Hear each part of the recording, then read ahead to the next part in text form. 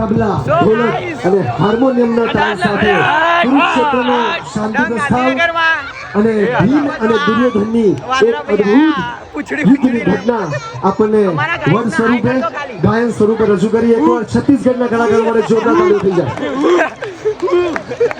આપણી વચ્ચે એક સુંદર મજાના વાનર વેશભૂષામાં મોજ કરાવે છે. એકવાર વાનર માટે જોરદાર તાળીઓ થઈ જાય.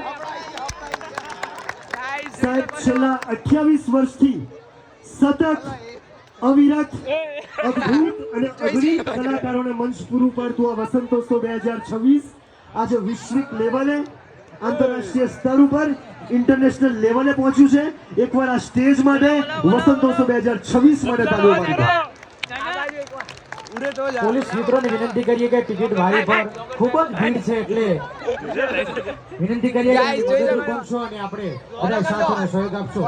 કોઈ પંજાબ થી આવ્યું છે તો કોઈ રાજસ્થાન થી આવ્યું છે, કોઈ પંજાબ થી આવ્યું છે તો કોઈ રાજસ્થાન થી આવ્યું છે.